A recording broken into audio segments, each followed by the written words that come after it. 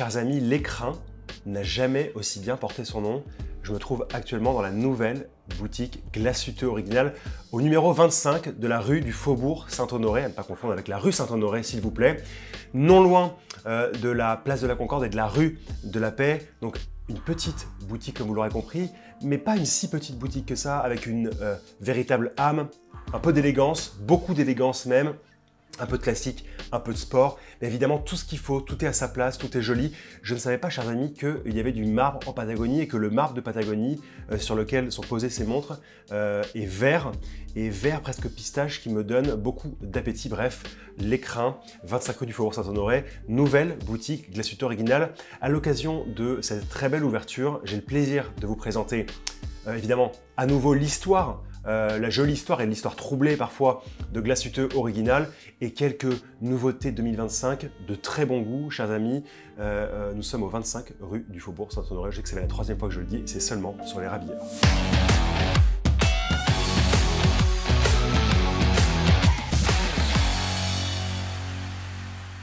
Chers amis, aujourd'hui, vous savez, dans le monde, il y a plusieurs pôles d'horlogerie. L'horlogerie suisse, l'horlogerie française, malheureusement, c'est plutôt dans l'esprit, et puis elle s'est transférée vers la Suisse. Vous avez l'horlogerie allemande, très importante, et l'horlogerie japonaise. Évidemment, tout ça, c'est un peu dans mon univers, ce que j'ai dans le cœur. Évidemment, il y a aussi de l'horlogerie chinoise, il y a de l'horlogerie en Finlande, mais ce sont vraiment des indépendants, et on ne va pas les compter dans l'équation. Donc, trois pôles. L'histoire de notre horlogerie allemande commence véritablement au milieu du 19e siècle, dans la seconde moitié des années 1840, quand un grand nom de l'horlogerie, vous connaissez bien, qui s'appelle Ferdinand Adolf Lange, s'installe à Glacuteux pour commencer à ouvrir son atelier d'horlogerie et à former des horlogers et des métiers d'artisanat qui sont liés à l'horlogerie. Alors vous allez me dire, c'est vraiment un beau hasard, comme par hasard. Ferdinand Adolf Lange s'installe dans cette petite ville pour y faire naître toute la beauté de l'horlogerie allemande. L'histoire est moins glamour en vérité. L'autorité allemande alors voulait mettre des activités dans quelques pôles importants d'Allemagne, et donc en fait Ferdinand Adolf Lange a reçu une enveloppe d'investissement pour s'installer à Glacuteux et y développer ce pôle d'horlogerie qui va devenir évidemment très important. Donc Ferdinand Adolf Lange va ouvrir cet atelier, il va former des horlogers qui vont commencer à travailler et à faire naître des montres à Glacuteux. L'histoire va tranquillement suivre son cours, on arrive à la fin du 19e siècle, on fabrique toujours beaucoup de montres de poche avec une identité que je vais vous décrire juste après. Évidemment, les débuts de la Première Guerre mondiale vont troubler largement l'activité de fabrication d'horlogerie en Allemagne, et vous allez avoir même des usines, des ateliers d'horlogerie qui vont être affiliés à la fabrication de pièces pour l'armement, par exemple. Au sortir de la Première Guerre mondiale, il va falloir un petit peu de temps avant que l'horlogerie allemande s'en mette en place, puis arrive, vous savez, la Seconde Guerre mondiale, j'ai pas envie de dire juste après, mais rapidement après. Et c'est là que toute l'histoire change pour l'horlogerie allemande, puisque après la Seconde Guerre mondiale, et vous le savez, les lignes de partage, vous allez avoir dans la partie allemande, Glacuteux, une nationalisation de tout l'appareil horloger sous un même conglomérat qui s'appellera le GUB. Vous savez, c'est vraiment un nom de secte ou un nom un peu bizarroïde, d'organisation un peu sombre. Et le GUB, ça veut dire Glacuther Uhrenbetriebe, ce qui veut dire conglomérat des marques de fabriques d'horlogerie de Glacuteux. Donc vous avez en fait sous un même chapeau toutes ces marques qui sont mises ensemble, non pas avec l'identité qu'on connaissait, la belle identité de fabrication de ces montres de Glacuteux, de ces montres allemandes, mais en fait une nouvelle identité presque industrielle. On fabriquait les montres en quantité. Alors évidemment, la fabrique n'est quand même pas mauvaise, il faut le dire, si on pense par exemple à des fabriques de montres russes. Mais en tout cas, la fabrique est plus industrielle et on va un peu élimer toutes les identités des différents horlogers qui pouvaient apporter leurs petites pattes, leurs petites pierres à l'édifice. Ça va durer jusqu'en 1989, lors de l'effondrement du mur de Berlin. Juste après, on va avoir la privatisation de la GUB, donc la Glacuther Uhrenbetriebe, ce qui veut dire que vous allez avoir quelques marques qui vont sortir de ce pôle-là, en particulier A. Lange & Söhne, on le sait très bien, mais la majorité de ce qu'était la GUB, ce qu'était l'héritage de l'horlogerie fondée à Glacuteux au milieu du 19e siècle, va rester sous un même chapeau, une même entreprise. Et il faudra attendre 1994 et un grand homme d'affaires allemand qui s'appelle Heinz Pfeiffer, qui va racheter cette entreprise-là et l'appeler à ce moment-là Glacuteux Original. Vous le savez, malgré cet homme d'affaires, malgré la force de M. Pfeiffer, ça ne va pas suffire à sortir l'entreprise de tous ces déboires, de toutes ces années de difficultés vraiment intenses qui l'ont affaibli. Et à la fin des années 90, et je crois même exactement en 2000, vous allez avoir le Swatch Group qui va racheter la marque Glashütte originale, mais avec tout l'héritage qui va avec, et même l'héritage de Heinz Pfeiffer qui avait déjà quand même travaillé au retour de l'identité de cette grande marque allemande. Et juste avant de vous présenter des petites délicatesses allemandes, comment on reconnaît une montre allemande? Il y a des choses particulières à reconnaître, surtout au niveau du mouvement. Donc si vous tournez les montres Glashütte originales dans la majorité des cas, voire la totalité des cas, vous trouvez ce que j'ai annoncé. Et si vous avez l'occasion de regarder un jour une montre de poche allemande, seconde partie du 19e siècle, vous verrez aussi cette caractéristique, à savoir une platine 3/4. Donc quand vous regardez le mouvement, vous avez d'un côté le balancier et son pont simple ou son pont traversant. De l'autre côté, la platine 3/4, souvent bien décorée, avec des côtes, non pas de Genève, mais de Glashütte, qui jouent magnifiquement bien avec la lumière.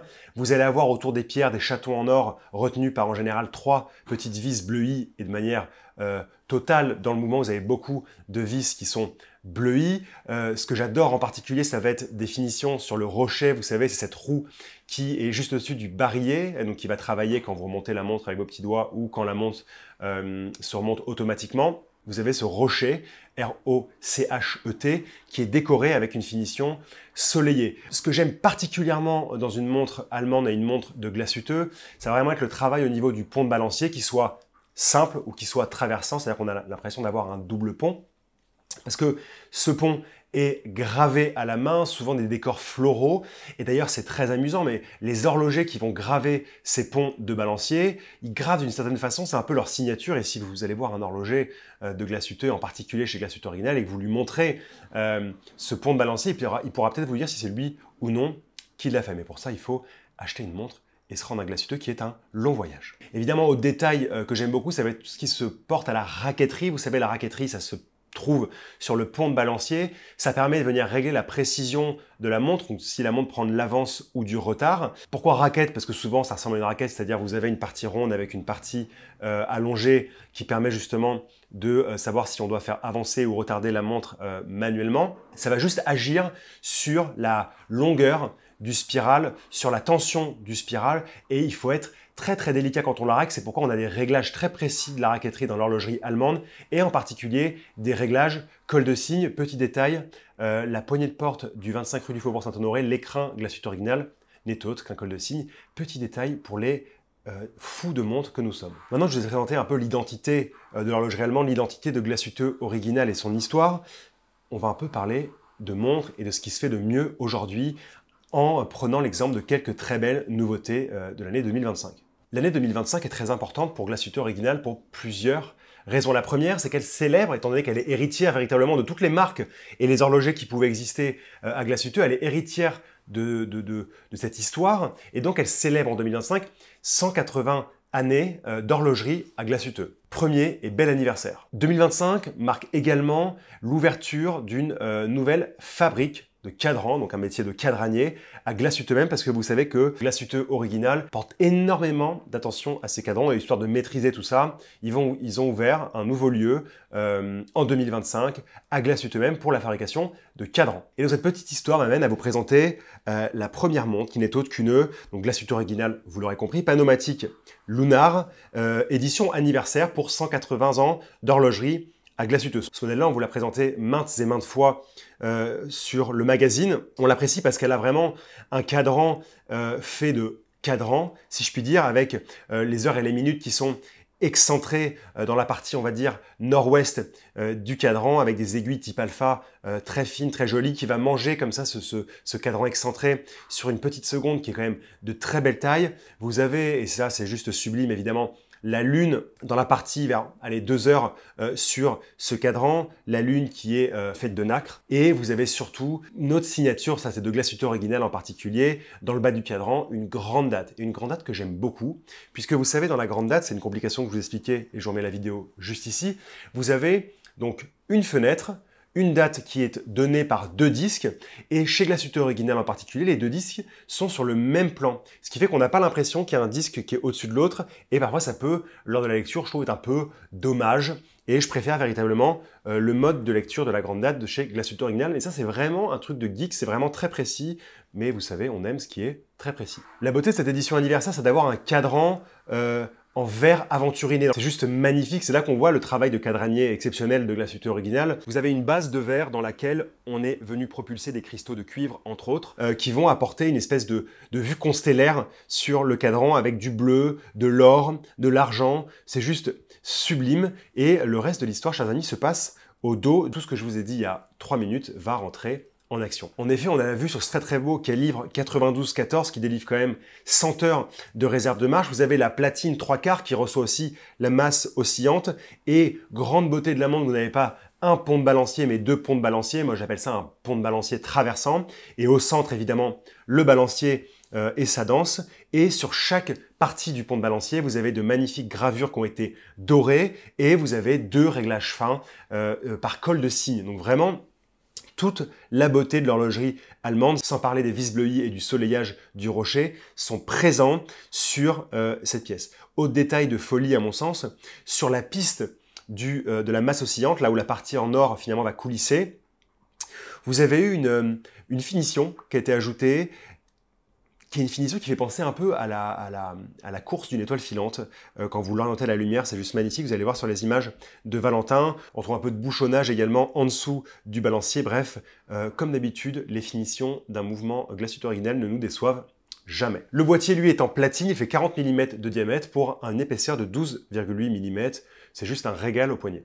L'autre pièce dont j'ai envie de vous parler, et je vous en ai déjà parlé dans le magazine, et en plus de ça, on vous en parlait quand, avec Valentin, on réalisait une vidéo sur les complications, et en particulier sur la complication de date, puisque vous savez que la grande date est une complication que j'apprécie et qui est très importante chez Glashütte Original. C'est la Panomatic Calendar, ici dans une édition un peu spéciale qui rend hommage à la création d'horlogerie à Glashütte. C'est un calendrier annuel. Alors vous savez, un calendrier annuel fonctionne bien toute l'année, mais on a besoin de le régler une seule fois. Ce réglage, il intervient le 1er mars. Tout cela dépend si on est dans une année bissextile ou non, en fonction du nombre de jours dans le mois de février. La particularité de cette montre, c'est d'avoir un cadran qui a été ajouré, qui nous laisse voir les très belles pièces du mouvement, qui ont reçu des finitions magnifiques, ici en particulier des côtes de Glashütte, on voit des vis bleuies, on voit qu'il y a eu de l'anglage qui a été fait en règle sur toutes les arêtes visibles des ponts du mouvement. Évidemment, on parle de calendrier annuel. Donc, calendrier annuel, il va y avoir la date. La date, on la voit, elle est affichée dans le bas du cadran par 2 disques. Vous savez, c'est une grande date, mais ici,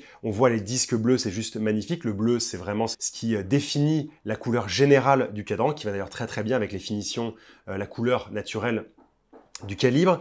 Vous avez dans la partie basse du cadran, mais qui n'est pas ajouré, le dévoilement du mois de l'année par un chiffre. Donc vous avez de 1 jusqu'à 12, jusqu'ici tout va bien, et vous avez en fait une petite partie blanche juste en dessous du chiffre qui est concerné, donc vous pouvez le lire d'une façon très simple. Vous avez également la phase de lune, et pour ça on retrouve exactement tout ce qu'on avait dans la Panomatic lunar que je vous présentais juste avant, mais ici on va avoir l'affichage du mois en plus. Une dernière finition que j'aime sur le mouvement, c'est ce côté azuré. Azuré, c'est simple, vous pensez au disque vinyle, j'allais dire de vos parents, mais plutôt de nos disques vinyles, parce qu'on écoute encore des disques vinyles, j'espère.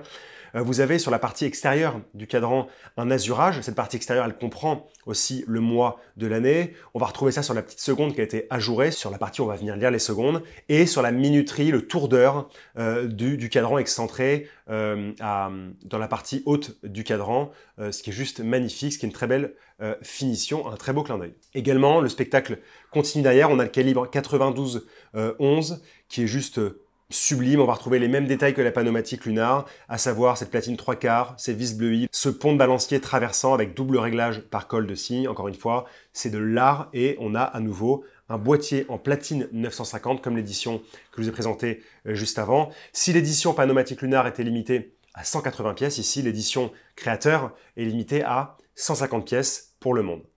Avant de vous faire une petite parenthèse sport, chers amis, on va aller dans ce qui se fait de plus classique chez Glashütte Original, avec une collaboration qui est née tout récemment avec une manufacture de porcelaine allemande qui s'appelle Meissen, qui est venue ici apporter son savoir-faire, ses savoir-faire, son artisanat pour la réalisation d'un cadran en porcelaine blanche qui a été peint à la main. Et en fait, vous le voyez sur les images de Valentin, en particulier quand on regarde le nom Glashütte, on voit que ça a été fait à la main Et c'est ça qui est beau, c'est-à-dire que c'est presque parfait, mais on voit encore la marque de la main de l'homme. Et j'avoue que quand je regarde ça de près, j'ai l'impression de voir parfois des cadrans de montres du 19e siècle qui étaient parfois encore peintes à la main. Et c'est un très très beau détail du cadran, en particulier la signature Mason à 6 heures, cette double, non pas épée, on va dire ce double fleuret, parce que la lame est très fine. Vous avez aussi des décors de rinceaux sur ce cadran qui ont été également peints à la main. C'est vraiment une belle œuvre d'art, une petite œuvre d'art au poignet, toute simple. Et si vous ajoutez à cela la beauté de ces aiguilles, en particulier l'aiguille des heures en or, et en or massif même, et avec ce style d'extrémité en forme de poire, on a véritablement une héritière des certaines montres de poche allemandes, et pas seulement allemandes, anglaise par exemple, du milieu du 19e siècle. Hors d'eau, on trouve un très très bon calibre glacieuse originale automatique avec toujours cette platine 3/4. Cette fois, on voit la majorité des roues, le soleillage du rocher. La masse, cette fois, n'est pas excentrée comme sur les pièces que je vous ai présentées avant, mais elle prend tout le diamètre du mouvement et on n'a pas un pont traversant, mais un pont simple qui est, encore une fois, gravé de la plus belle des manières avec son petit réglage fin en colle de cygne. Ces éditions Mason, elles sont limitées à 150 pièces chacune. Chers amis, on finit avec un peu de sport. Vous savez, chez Glacieuse Originale, vous avez deux familles, 60s et 70s, qui reprennent vraiment l'esprit de la fin des années 60 et le boom des années 70 en matière de réforme, de boîtier, de couleurs, tout ce qu'on a pu découvrir dans les années 70. Et même si dans les années 70, Glacieuse Originale n'existait pas encore et on était dans ce conglomérat Gub, vous aviez déjà des cadrans fumés, c'était vraiment des choses qu'on ne voyait pas du tout à l'époque.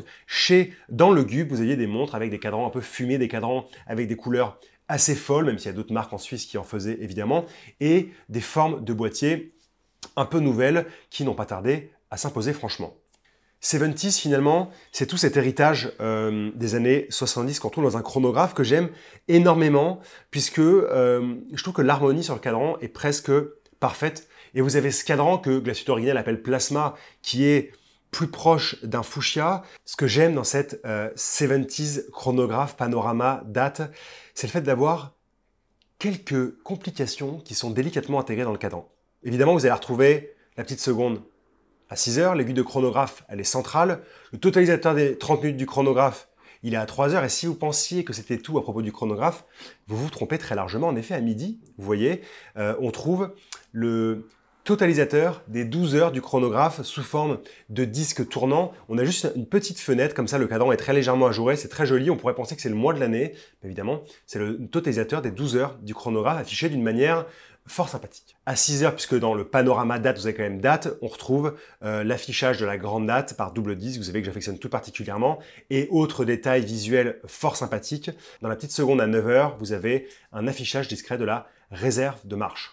Tout ça est permis grâce au calibre 37-02, qui est juste magnifiquement bien décoré. On va retrouver toutes les qualités et tout ce que je vous présentais en termes d'identité sur les calibres Glacieuse Originale, en particulier les calibres de montres allemandes héritées du 19e siècle. C'est juste sublime et cette édition, je pense, plaira énormément. Pour chaque cadran de ces pièces, en particulier donc le cadran Plasma Fuchsia et le cadran Fusion qui est davantage jaune, vous avez une édition limitée à 100 pièces dans un boîtier en acier de 40 par 40 mm. Chers amis, c'est tout pour moi aujourd'hui depuis ce nouvel écrin Glacieuse Originale du 25 rue du Faubourg Saint-Honoré. Glacieuse Originale, pour moi, c'est une marque de cœur. Vous savez, de toute façon, sur le magazine, sur la chaîne YouTube, on ne présente que des marques que l'on apprécie grandement par leur qualité intrinsèque. Ici, une identité forte, une identité allemande qui, en plus d'être assumée et méritée et est héritée de tout ce que je vous ai présenté en introduction, à savoir le 19e siècle, l'école d'horlogerie, tous ces grands noms d'horlogers à Glacieuse, évidemment des événements plus tristes comme les différentes guerres, puis la nationalisation et ensuite à nouveau la privatisation. Mais on reconnaît une montre Glacieuse Originale parmi tant d'autres montres. C'est la chose qui m'intéresse le plus. Les finitions sont magnifiques, les proportions sont jolies.